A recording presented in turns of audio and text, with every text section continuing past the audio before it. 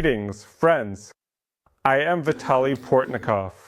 Marine Le Pen's party, the National Rally, which recently triumphed in the European Parliament elections, and it successfully confirmed its results in the first round of elections to the National Assembly of France.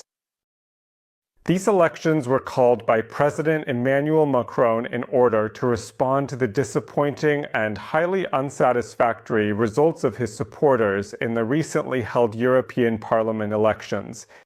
But even in the first round of elections to the National Assembly of France, Emmanuel Macron's supporters were only third. In second place is the New People's Front, which was indeed formed by representatives of left-wing political forces after the President of the Republic made an unprecedented decision to truly hold early parliamentary elections. And now the main intrigue will be how French politicians and voters will behave in the second round of voting for the National Assembly in the upcoming elections, which are crucial for the future of the country and will determine the balance of power in the French government. If representatives of left-wing political forces and supporters of the president manage to unite their efforts and vote for a single candidate, they can significantly reduce the level of support for far-right candidates for seats in the National Assembly of France in order to effectively and efficiently reduce their influence.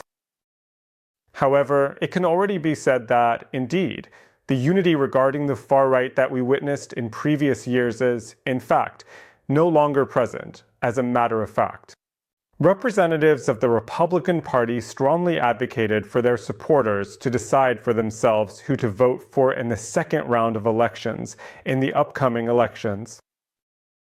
Not long ago, very recently, during both the presidential and parliamentary elections, the Republicans came together with the left and the centrists in order to prevent the victory of a representative of the far-right political forces. The fact that they no longer endeavor for such unity now indeed demonstrates that we are, in fact, dealing with a different France, as a matter of fact.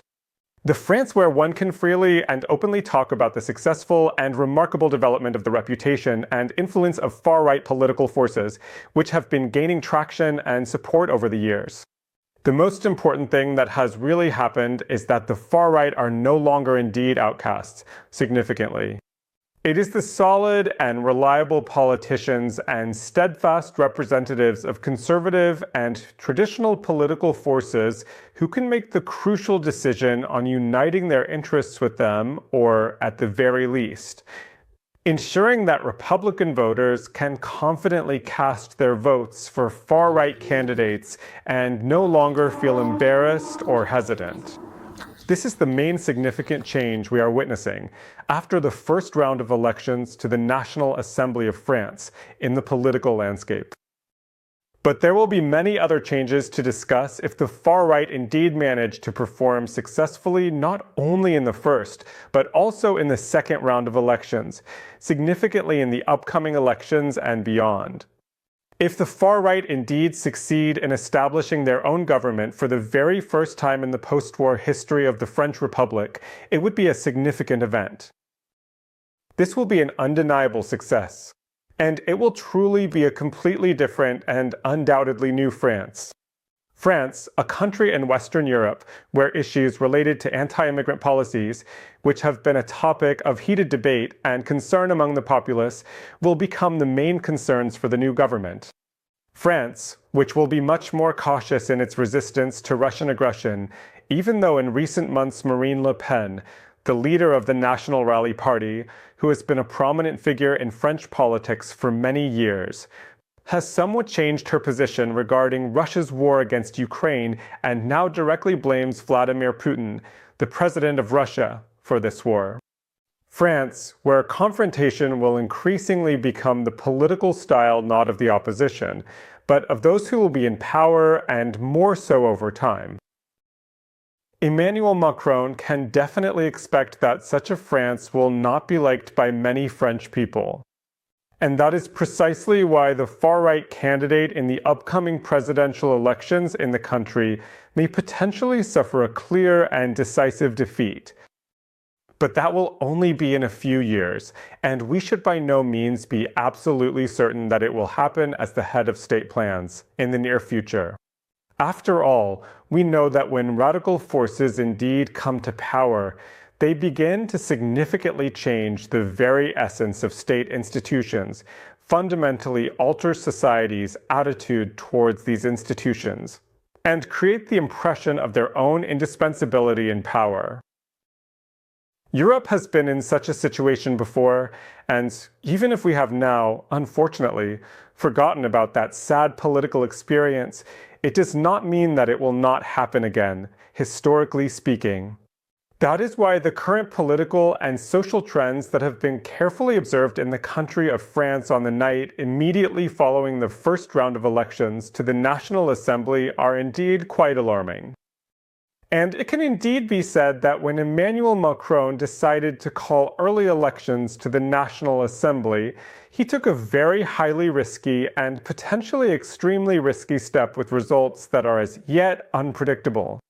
Perhaps the President of the Republic was, in fact, actually counting on a national rally, as it had happened before when the far right had a real chance to come to power.